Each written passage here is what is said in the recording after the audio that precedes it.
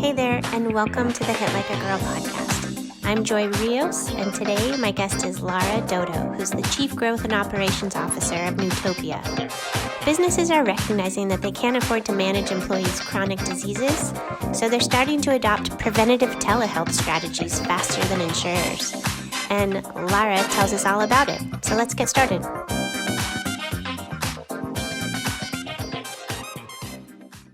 Thank you for joining me today, Lara. I'm really looking forward to spending some time with you and getting to know more about you and your organization. If you wouldn't mind, could you please take a moment to introduce yourself and your place within the healthcare IT ecosystem? Well, Joy, thank you so much for having me. So Lara Dodo, originally from South Africa, I'm Newtopia's Chief Growth and Operating Officer. So that means I get to spend my days really figuring out how we're going to improve access to preventative health measures in the way of lifestyle intervention, working with various risk-bearing entities. And I'm sure we're going to dig into that topic in a lot of detail. Yes, absolutely. And I was wondering where your accent was from. So thank you for clarifying South Africa. And so where do you live now, if you don't mind, before we get into it? And can you tell me a little bit about your journey from there coming here? So home is in Toronto, Canada. I'm no stranger to commuting to the Con airplane for work week to week when needed. Journey to North America began, oh my gosh, Joy, 23 years ago. It's embarrassing to think that far back. My husband and I got married, and 5 days later, we immigrated. I would not recommend immigration as a honeymoon, not a good idea.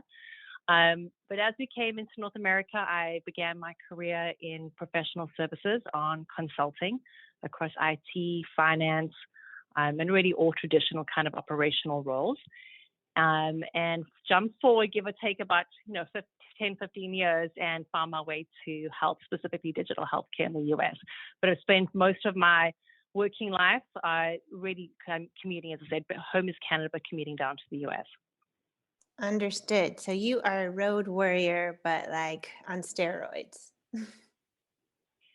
I'm in denial. I'll tell you that. My husband always says to me, Lara, you've traveled so much. In fact, when I had my third child, he literally confiscated my passport. And my bigger kids always tease me now about all my traveling. And I still to this day tell them, I've never had a travel job. The fact that you have to travel as part of the gig, I've tried to, I suppose my guilty working mom syndrome has kicked in, right? That I don't have a travel job. I just sometimes have to take meetings that are out the country for a few days. That's great. Well, can you tell me more about Newtopia and what your product or service is? And everything that I know around it is around like changing habits. And that's a conversation I love to talk to with people. So on the habit side, most of us have picked up, particularly through the pandemic, some kind of a habit that, simply put, the nudges that are coming in on the apps just aren't getting us to stop our ways, right? So taking that idea of needing more than an app to change our behaviors that lead to our health. I came to Newtopia where I had my own personal health journey several years ago. I had issues with lung disease and was in a really poor spiral, Joy, where I lost a lot of weight. I was being hospitalized with pneumonia literally every 10 to 12 weeks. It was not a great situation. I was at a place where I was immune to many antibiotics and was really concerned about what the pathway looked like for me, my family, and just really longevity. And it was through intervention, through lifestyle, that it completely changed my own trajectory, family as well. And literally intervening with choices around nutrition, exercise, and well-being. And sleep was a biggie as well. So common sense things like you can't live on caffeine, candy bars, and no sleep, right? But those things sometimes need a health coach. So I'd had this personal journey that when I had a call from a group, investors to come and help Newtopia, which at the time was a early stage startup operation housed out of Canada, who was about to enter into the US market to scale up commercial populations for self-insured employers. It really, firstly, it was very left field. Healthcare in Canada is very different to the US. But to be part of things that I'm passionate about, one, scaling teams and building teams, big passion. Technology, big passion. healthcare where it was all around the very personal journey I'd had about intervening with individuals who are at risk of a preventable chronic disease, and all around daily choices, daily habits on nutrition, exercise, and well-being. So when that happened, Joy, it was literally to say, hold on a second, I get to do the business work I love. I get to build something that's going to impact real life, real health, real outcomes. And I get to rely on personal experience and just have something that's a good cause as well. So that was how I came to Newtopia. Well, so can you share a little bit about if it wasn't technology that helped change your habits? What was it? Was it a talk with a doctor? Was it, I don't know, something? Was there an aha moment, or was it a series of events? Yeah, with hindsight, it was a series of things. I think a big piece, which I now know, understanding Newtopia's model, is it was really about readiness to change. So if I go all the way back, and I think of my own journey, it all started with going to my, PCPs with, I need a prescription, right? And you get stuck in that cycle. And it got to a place where that's not working, specialist. Got to that place, you just keep tracking, CT scans. But for me, the moment was where if I don't change something, the path is deteriorating. And really, it was actually intervention from a nutritionist who we knew, family referral, who it was a very basic thing. She made me sit down and track. Newtopia does this. We work with this awareness modeling with our participants to figure out what stage of the readiness to change model are they at. But it was to sit down and journal these basic habits every day of what time do you wake up? What do you eat first, drink first, exercise, what type of food, what are you shopping in the out the house, just really basic things. And I remember one meeting, Joy, where she read to me my journal. Firstly, I was a horrible candidate. I didn't want to trace all these habits from every day for a week. But when she started reading back just even one day, I remember thinking, should I laugh or cry? That's so obviously a problem, right?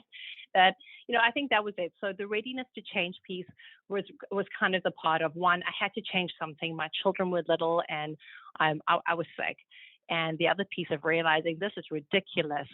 Clearly caffeine, as I said, caffeine candy bars and 3 hours sleep a night is not a sustainable health plan. So I needed help. It was the human intervention of really being made to look in the mirror as to my choices and the consequence of choices that were completely changeable and really not that difficult to do once I understood them. You're reminding me of some habits that I had as a teenager when I just decided on a whim that I would become a vegetarian. And I was like, oh, I made a bet with myself. I'm going to be a vegetarian to see if I could do it for a week. And I ended up doing it for 9 years. Like, Oh, my word. But I can't tell you that it translated into me necessarily having healthy eating habits, because I was not eating meat, but I was certainly eating a lot of candy. And I was like, oh, I can have this Snickers or this Reese's or whatever. And it's like in my diet.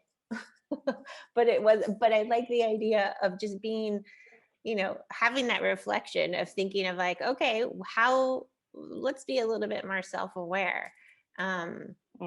So you're telling me that what's so crazy is, oh no, go ahead. Sorry. Well, as you're talking about the vegetarian component, because most of us would say, oh, that's great. Like, what a healthy choice, right? And, not realizing, well, what's on the other side of that. And I remember when I was at my illest and was at a healthily low weight, I can remember people saying to me, wow, Lara, you look so good. You've lost so much weight. And I remember thinking, I'm at my sickest and people are complimenting the wrong thing, right? And so it just was another lesson on health and coming back to habits, that how we value health, right choices, right behaviors, and that extends to leadership as well, right? That topic can go anywhere. It's just interesting how we're so held to account by sometimes perspectives or opinions that already have no factual basis whatsoever. So it was an interesting piece in just self-journeying as well. Yeah, totally. So how is the readiness check built into Newtopia? Is it something available for anybody? It is. So what happens is, we'll partner up with various risk-bearing entities. So assuming you've been given access to Newtopia either by your employer because your biometric screenings had out-of-range risk factors, or it could have been through your health plan because you were diagnosed with a chronic disease. So regardless of path of entry, when you opt to on board or enroll with Newtopia, there's a whole gamified journey that's going to ask you a whole bunch of fun questions that are going to assess your readiness to change or your motivation level. We also actually look into learning a bit about you socially. So I think we all know we tend to listen sometimes more to folks who we get along with, where communication's simpler, where we understand each other. So that component of personality is another very key part of the secret sauce at Newtopia, to personality match each participant with their own one-on-one health coach. We call them Inspirators. So the Inspirator, hence the motivation, will partner with you your whole journey as you go through the pathway of figuring out what are the right choices daily around nutrition, exercise, and well-being. And those journeys are different for everyone because, well, we all have different things to work on. So that readiness to change model, the goal also is to see through the journey that you might start at one point where you're not quite action-based yet, but it's to become self-motivated, because that's the other piece is for most of us, we can sustain enforcing, quick caffeine for 2 weeks, and we all see that we can do it. But if someone says quick caffeine forever, that's not always so easy. So The habit piece, it's tiny habits to kind of get locked in with that coach. Well, how do you match somebody with an Inspirator? Because is it like a personalized match where somebody's on the other side of like, okay, we're doing a personality check to kind of to do matchmaking, or is it an algorithm, or how does that happen? All of the above. It's literally match.com meets your Inspirator to your lifestyle.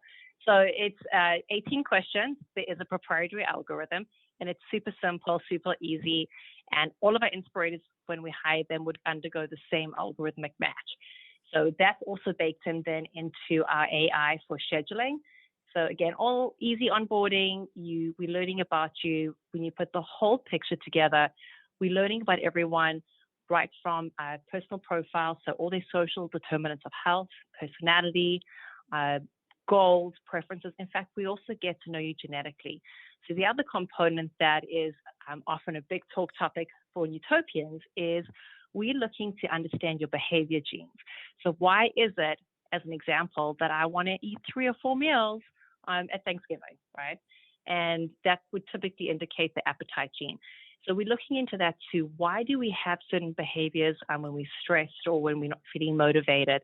And so put all that information together, the algorithm will run through, match you up with your Inspirator, and set you up for an integrated, first human-led coaching experience supported by digital technology and all that you would expect in today's world of tech.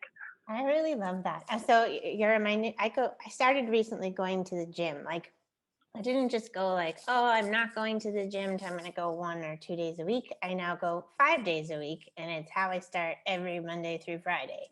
And it's a great way to start my day.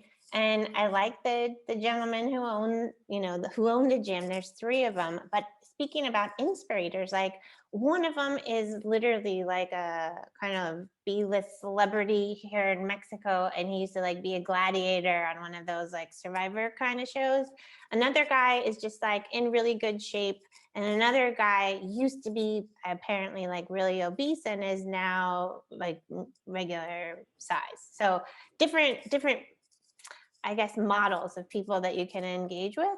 And it's what you're hitting on for me is like, I recognize who I listen to more. Like in reflecting from myself, I'm like, okay, when somebody is trying to intervene with me, whether it's technique or something, and they're giving me some form of advice, my own personal response of whether I'm like, oh yes, I'm absolutely going to listen to what you say, or just be like, you're just not hitting the mark with me on like 1 or 2 of the other. So I can totally appreciate the thought that is being put into that matchmaking, because it really does make a difference oftentimes who is telling you the message.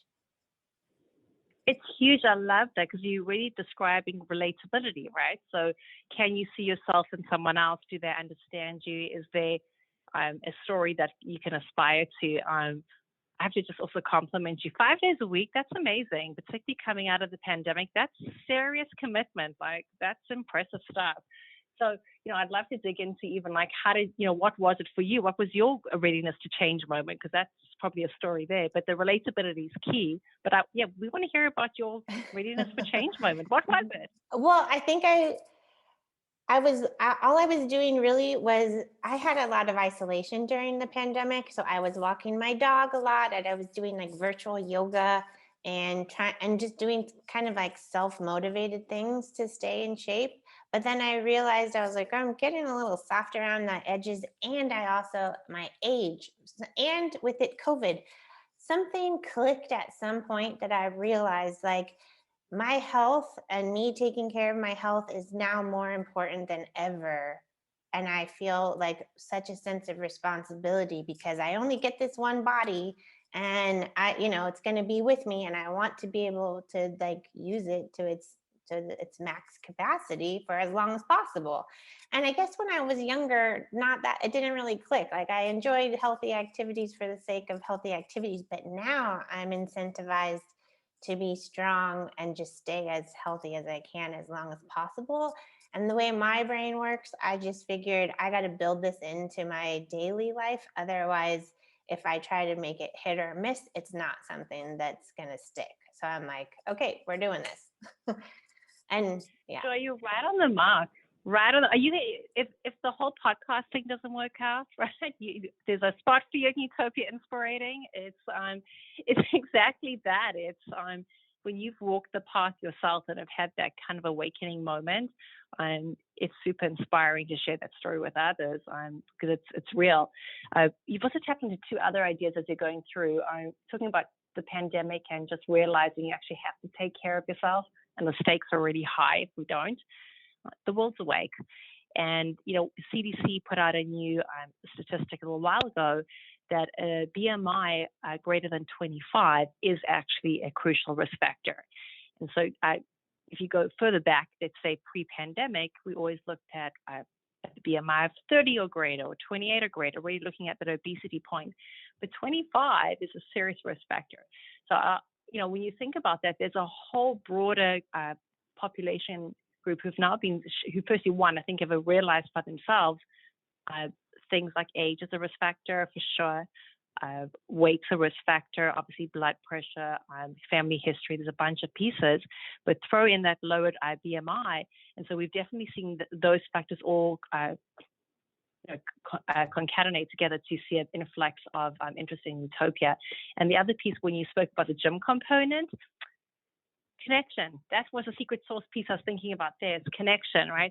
COVID's made us all realize as well, we actually need people, even if that people piece is not a tight relationship, but having someone who we can connect to in a meaningful way for 5 minutes, it can make the difference between a highly productive day filled of meaning or not. So you've literally hit every single reason why we see folks enrolling in Newtopia and why our clients hire us, to be able to help them reduce their population's risk factors and ultimately reduce cost of care. So you're like a live testimonial.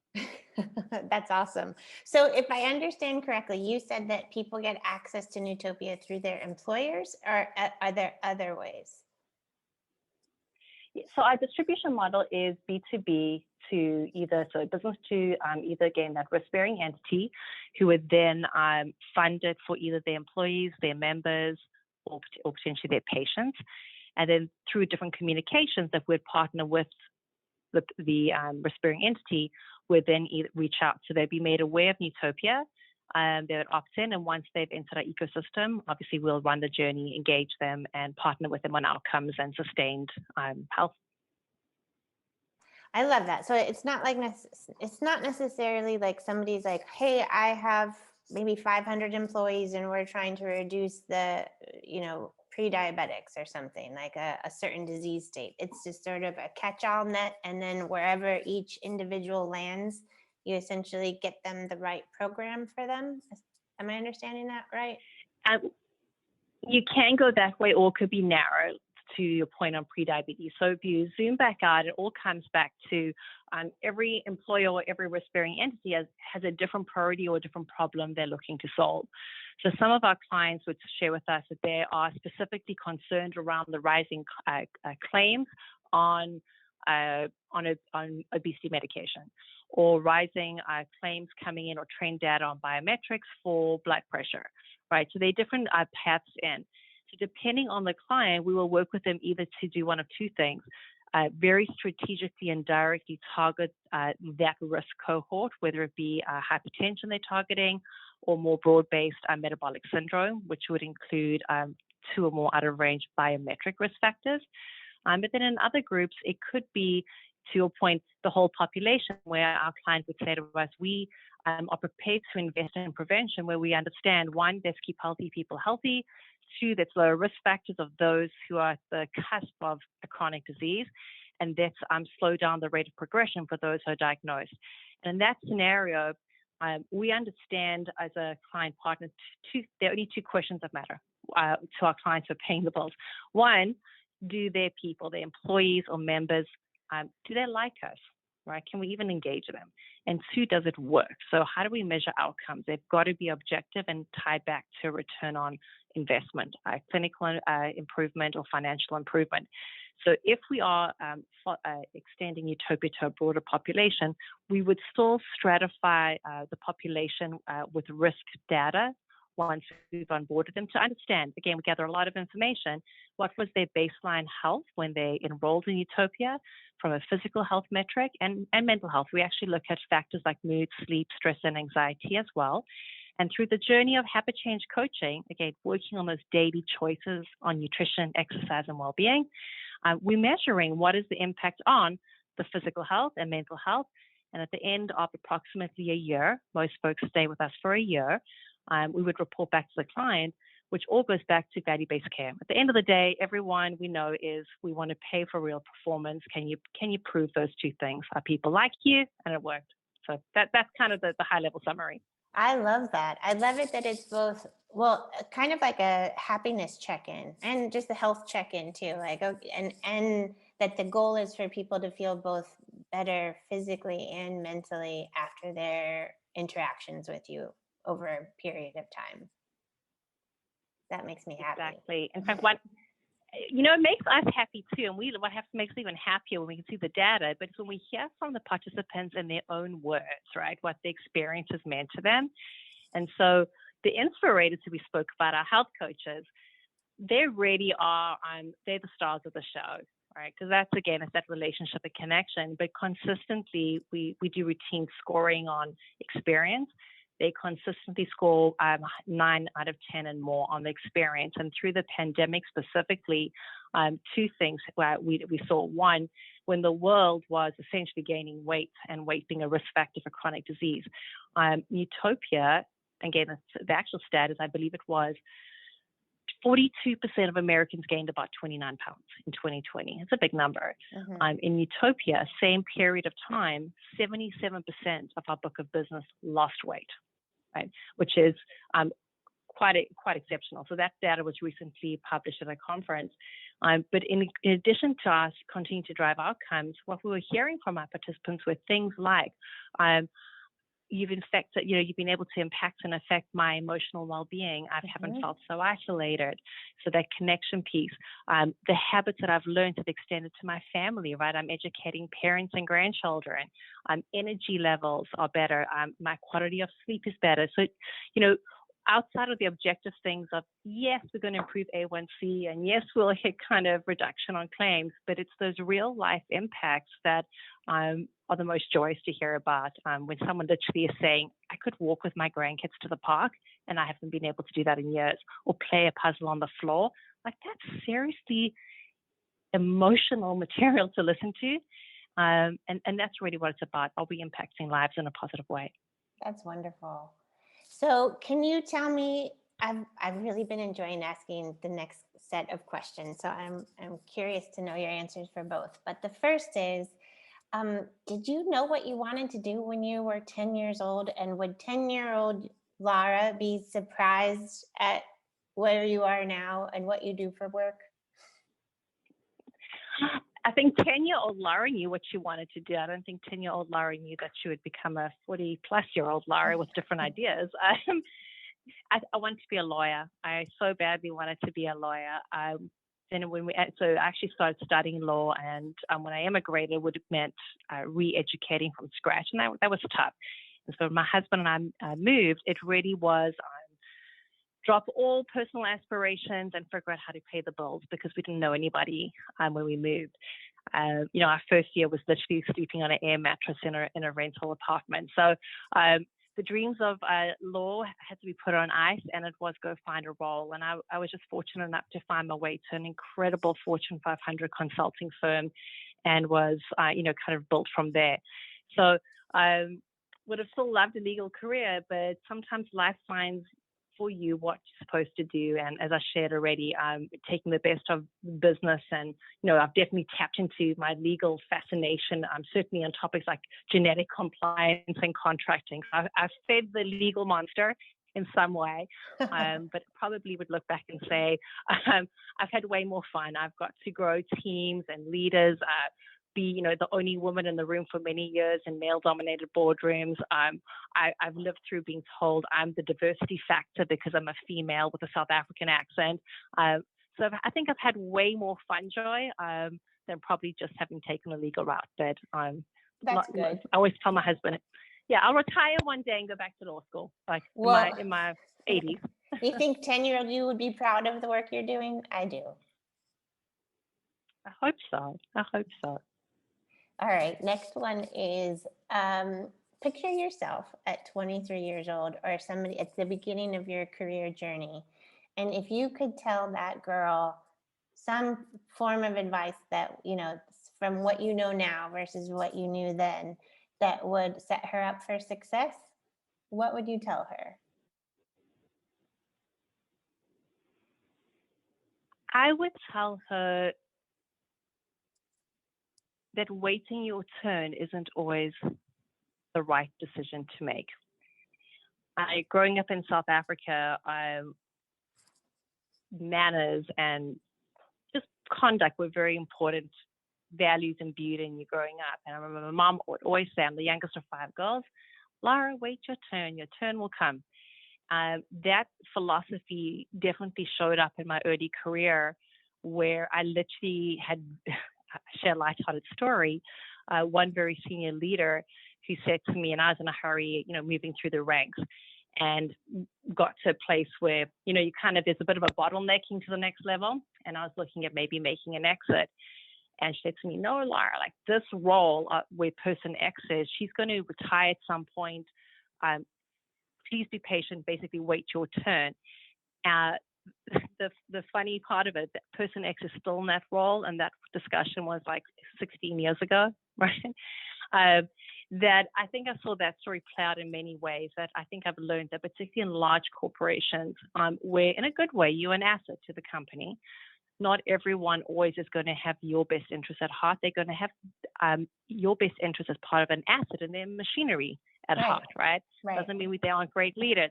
So I think just putting that together, that listen, be guided, be coached, be humble, but also understand that sometimes you might have to take a risk move that may or may not work out, but you will grow and it'll all be good. Sometimes waiting your turn is not the right thing. It might be polite, but it is not the right choice. I love that. I love that a lot. I just like the idea of like standing up for yourself, knowing your worth, and making a point to say, no, there's more out there for me, or there's more that I can do. And if that opportunity isn't here, let me go find somewhere where there is one. Laura, it has been really nice to spend this time with you. If people want to work with you, or if they want to follow you or engage with your organization, where would you point them? What would be the best method for them to get in touch? You can find me on LinkedIn, Lara Dodo, Lara, last name Dodo. So LinkedIn, or email me, ldodo@newtopia.com. Love networking, love chatting, and I'm always happy to honestly lend a helping hand to anyone who is wanting to chat career opportunity, brainstorm on crazy ideas of innovation, and just to, again, say hello to peers out there who are looking to grow a network. So please do reach out. Well, thank you again for spending this time with me. Thank you so much, Joy.